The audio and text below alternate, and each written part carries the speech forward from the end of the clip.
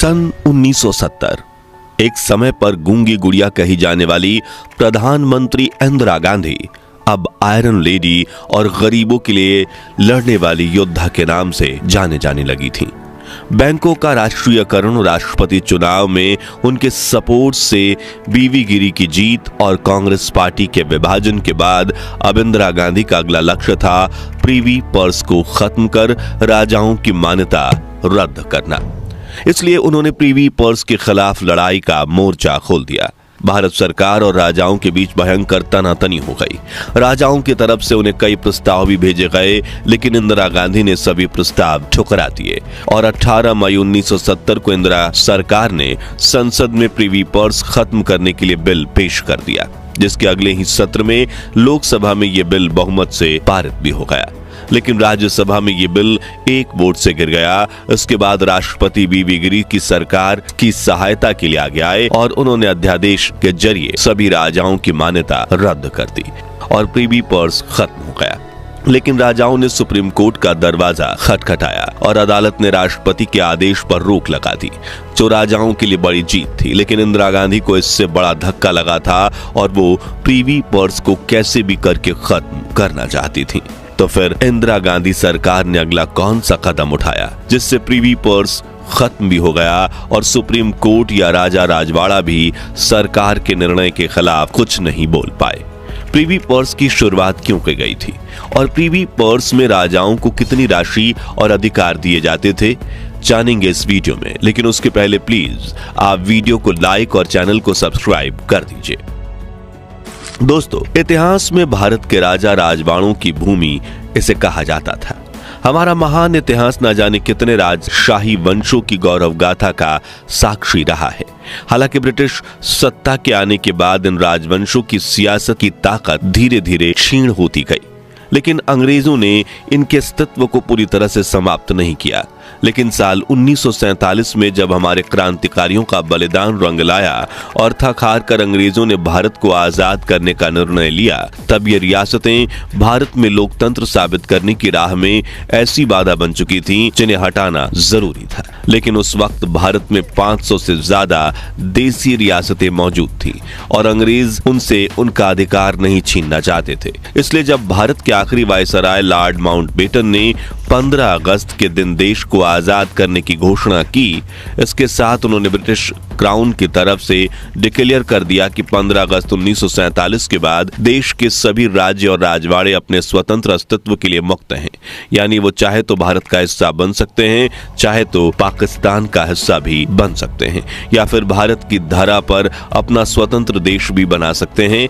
ऐसी स्थिति में लोकतंत्र की संपूर्ण स्थापना करना मुश्किल था। वहीं अगर कोई रियासत पाकिस्तान में शामिल होती है तो उसका अर्थ यह होता है कि भारत की सीमा के अंदर पाकिस्तान है। इससे अंतर्राष्ट्रीय सीमा का निर्धारण करना भी मुश्किल हो जाता। इसके अलावा भी बहुत सारी नीतिगत समस्याएं उत्पन्न हो जाती। ऐसे में इन राजवाड़ों का लोकतंत्र भारत में विलय करवाने के लिए संविधान सभा ने 21 दिसंबर 1946 को समझौता समिति का गठन किया। इस समिति का उद्देश्य था कि वह रियासतों के प्रमुख और उनके प्रतिनिधियों से बात करे और संविधान सभा में शामिल होने के लिए उन्हें राजी करे। लेकिन नैतिक रूप से संवैधानिक भारतीय संघ में शामिल होने के लिए रियासतों से किसी भी तरह की जबरदस्ती नहीं की जा सकती थी। इन रियासतों पर गांधी जी का प्रभाव भी कुछ खास नहीं था, क्योंकि उन्होंने 7 अक्टूबर 1939 के दिन अपने एक लेख में लिखा था कि हर राजा अपने राज्य में एक हिटलर है, जो कायदे से परे रहकर अपनी प्रजा को शूट भी कर सकता है। वही पंडित नेहरू भी कई बार कह चुके थे कि राजा राजवाड़ा अपने राज्य की काफी बड़ी संपत्ति को अपने भोग विलास और वैभव के लिए खर्च करते थे। ऐसे में इस चुनौतीपूर्ण विषय को हल करने में सबसे महत्वपूर्ण भूमिका निभाई सरदार वल्लभ भाई पटेल ने, जिन्होंने सबसे पहले देश भर में भाषणों और सभाओं के माध्यम से जनतंत्र का प्रचार किया और बताया कि कैसे लोकतंत्र में वास्तविक सत्ता आम लोगों के पास रहेगी। इससे देश भर के करोड़ों लोगों ने लोकतंत्र से जुड़ने में सहमति दिखाई। लेकिन सत्ता का विलय तो रियासत के प्रमुखों को करना था, जिन्हें हर साल टैक्स और कुछ अन्य स्रोतों से खूब धन दौलत की आवक होती थी। ऐसे में उन्हें सहमत करने के लिए सरदार पटेल ने एक दिलचस्प रणनीति अपनाई और रियासतों को प्रीवी पर्स की सौगात दी, जिसके तहत भारत सरकार ने राजघरानों को राजपाट के बदले सालाना एक निश्चित धनराशि देने का ऐलान किया, जिसका जिक्र संविधान के अनुच्छेद 291 में किया गया। और इस सौगात ने ही देश की सभी रियासतों को भारत संघ में शामिल होने के लिए सहमत कर लिया। सरदार पटेल ने यह रणनीति काफी सोच समझकर बनाई थी, क्योंकि जब राज्य भारत संघ में शामिल हो जाते तो राजाओं का राजस्व यानी खासकर टैक्स से आने वाली आमदनी बंद हो जाती, जिसके लिए वो बिल्कुल राजी नहीं थे।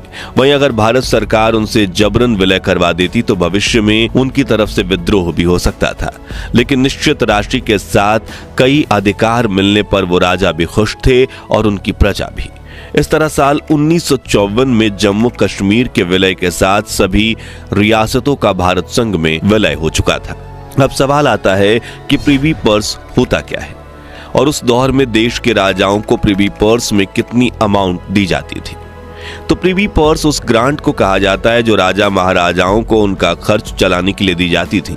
इसकी तुलना एक मुश्त सैलरी से की जा सकती है, क्योंकि इसके लिए राजाओं को कोई काम भी नहीं करना होता था और इस पर टैक्स भी नहीं लगती थी। साथ ही रियासतों को विशेषाधिकार और उनकी मान्यताओं को बनाए रखा गया। संविधान के अनुच्छेद 362 के तहत भारतीय राष्ट्रपति ने खुद राजाओं को शासक के रूप में मान्यता दी, भले ही उनके पास कोई अधिकार या शक्ति नहीं थी, लेकिन उन्हें उनकी पदवियां रखने की इजाजत दी गई, जैसे कि महाराजा, राजा, राणा, नवाब, महारावत, महाराव और ठाकुर साहब वगैरह। वे पहले की तरह ही अपने दरबार लगा सकते थे, आधिकारिक वाहन रख सकते थे और गणमान्य व्यक्तियों की मेजबानी भी कर सकते थे। कुल मिलाकर राजाओं को करीब 34 विशेषाधिकार दिए गए थे। अब प्रीवी पर्स के भत्ते की बात करें तो सरदार पटेल और संविधान सभा ने यह तय किया कि जिन राजाओं की वार्षिक आवक 15 लाख रुपए है, उन्हें करीब 1,30,000 रुपए सालाना दिए जाएंगे। यानी राजा और रजवाड़ों की सालाना इनकम करीब 8% उन्हें प्रीवी पर्स के रूप में दिया जाने का निर्णय लिया गया। इस नियम के तहत जिस राजा की जितनी हैसियत होती है उसे उसी के मुताबिक प्रीवी पर्स दिया जाता था और एक राजा का अधिकतम प्रीवी पर्स 26 लाख रुपए था। उस दौर की कुल 500 से भी अधिक रियासतों में भारत में 6 सबसे महत्वपूर्ण रियासतें हैदराबाद, मैसूर, त्रावणकोर, बड़ोदरा, जयपुर और पटियाला थी, जिनमें से मैसूर को 26 लाख, हैदराबाद को 20 लाख, त्रावणकोर और जयपुर को 18-18 लाख और पटियाला को 17 लाख रुपए मिलते थे। इसके अलावा 102 रियासतें ऐसी थी जिन्हें 1 से 2 लाख रुपए के बीच की रकम दी जाती थी, जबकि 83 ऐसे राजा भी थे जिन्हें 25,000 रुपए या उससे भी कम रुपए मिलते थे। इनमें सबसे कम 192 रुपए सौराष्ट्र के कटौदिया राजा को मिलते थे। कुल मिलाकर भारत सरकार को इन सभी राजवाड़ों को करीब 5 करोड़ 80 लाख रुपए देने थे, जिसके बदले में उन राज्यों से करीब 70 करोड़ की आय होती थी। साथ ही भारत के अंदर कोई और देश ना बने से सुरक्षा का भी खतरा नहीं था और विद्रोह की भी कोई चिंता नहीं थी। कुल मिलाकर उस वक्त भारत सरकार और राजवाड़ों दोनों के लिए ये प्रीवी पर्स फायदे का सौदा था। लेकिन आने वाले 30 सालों में ऐसा तो क्या हुआ कि इंदिरा गांधी सरकार ने प्रीवी पर्स को ही बंद कर दिया और देखते ही देखते भारत के कई राज्यों के महाराजाओं का जीवन आम आदमी जैसा हो गया। चलिए जानते हैं। इसकी शुरुआत होती है 1960 के दशक में, जब देश के अधिकतर प्रसिद्ध राजाओं ने राजनीति में कदम रखना शुरू कर दिया और उन्हें सरकार में मंत्रियों से भी अधिक जनता का सपोर्ट मिलता था। जिससे जुड़ा एक दिलचस्प किस्सा ये है कि जब साल 1962 में जयपुर की राजमाता गायत्री देवी ने जनता के कहने पर चुनाव मैदान में कदम रखा, तब उन्होंने साफ शब्दों में जनता से कहा, चुनावी उम्मीदवार की सूची से नाम वापस लेने में अभी भी 2 दिन बचे हैं। अगर आप आज भी मुझे अपना प्रतिनिधि नहीं बनाना चाहते तो अपना नाम वापस लेने के लिए मैं तैयार हूं।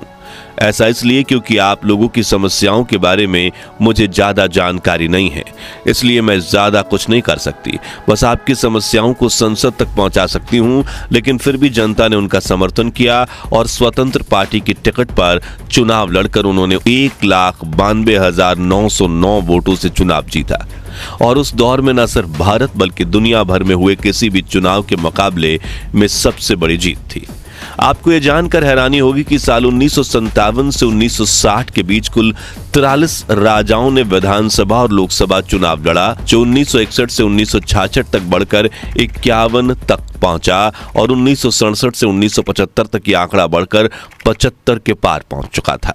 लेकिन इनमें से अधिकतर राजा महाराजा कांग्रेस पार्टी की तरफ से नहीं बल्कि स्वतंत्र पार्टी या दूसरी छोटी मोटी लोकल पार्टीज से चुनाव लड़ते थे, जिससे सत्ता में मौजूद सरकार की सीटों पर गहरा प्रभाव पड़ रहा था। दरअसल स्वतंत्र पार्टी पंडित नेहरू की कांग्रेस पार्टी से ही अलग हुई थी और इसका गठन 1957 में चक्रवर्ती राजगोपालाचारी ने किया था। सत्ता में राजाओं की संख्या बढ़ती चली गई और इसी बीच आया साल 1966, जब इंदिरा गांधी देश की प्रधानमंत्री बनी और अपने कार्यकाल के पहले ही साल उन्होंने अनेक चुनौतियों का सामना किया। उस वक्त देश की अर्थव्यवस्था डूबने की कगार पर थी। अमेरिकन डॉलर के सामने इंडियन रुपीस 63% तक गिर चुका था। देश का फॉरेन रिजर्व भी खाली हो रहा था और उस साल बारिश भी नहीं हुई थी और देश के कई क्षेत्रों में अकाल पड़ चुका था। लोग भूख और बेरोजगारी से मर रहे थे। इसलिए इंदिरा गांधी गरीबों के लिए काम करना चाहती थी। उनका मानना था कि जिस राज्य में गरीब लोग भुखमरी से मर रहे हैं, उसी राज्य के राजा महाराजा सरकार से प्रिवी पर्स लेकर न सिर्फ ऐशो आराम से जिंदगी जी रहे हैं बल्कि सरकार के खिलाफ चुनाव लड़कर सत्ता में भी दखलंदाजी कर रहे हैं। यानी उनकी सोच एक तरफ से देश की जनता के हित में थी तो दूसरी तरफ अपनी सरकार के हित में। इसलिए देश के करोड़ों लोगों ने भी सरकार का साथ देकर प्रिवी पर्स के खिलाफ आवाज उठाना शुरू किया, क्योंकि जनता को कभी राजशाही मंजूर नहीं थी। इंडिया आफ्टर नेहरू में रामचंद्र गुहा लिखते हैं, इंदिरा ने बड़े फैसले लेने शुरू कर दिए थे। उनके मुख्य सचिव पीएन हक्सर विचार थे कि जिस देश में बड़ी तादाद में गरीब हो, वहां राजाओं को इतना पैसा देने का ना तो कोई मतलब है और ना ही ये वक्त की मांग है।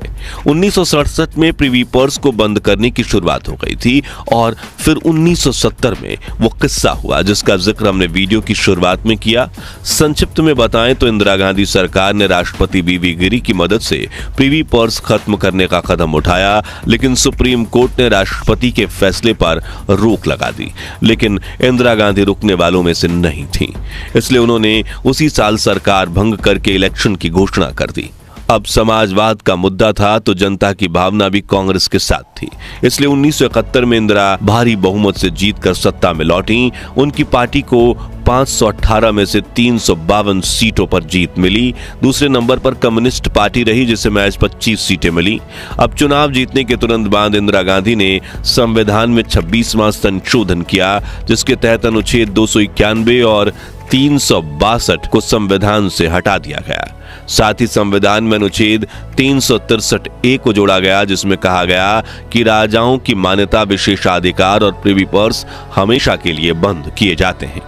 इस बार राज्यसभा में उनके बिल को 7 के मुकाबले 167 वोट मिले और देश में प्रिवी पर्स हमेशा के लिए खत्म हो गया, जिसे आयरन लेडी इंदिरा गांधी के प्रधानमंत्री कार्यकाल के सबसे बड़े अहम फैसलों में से एक माना जाता है। तो दोस्तों, आज के समय में सरकार की ऐसी कौन सी स्कीम है जिसे राजघरानों के प्रिवी पर्स की तरफ बंद कर देना चाहिए, और सरकार का प्रिवी पर्स बंद करने का निर्णय उचित था या अनुचित? इस बारे में अपनी राय हमें कमेंट्स में बताइए। ये वीडियो अच्छा लगा हो तो इसे लाइक और शेयर करके 11,000 लाइक्स के लक्ष्य को हासिल करने में हमारी मदद कीजिए, और ऐसी ही दिलचस्प वीडियोस के लिए हमारे चैनल को सब्सक्राइब करके पास वाली घंटी जरूर बजा दीजिए। जय हिंद, जय भारत।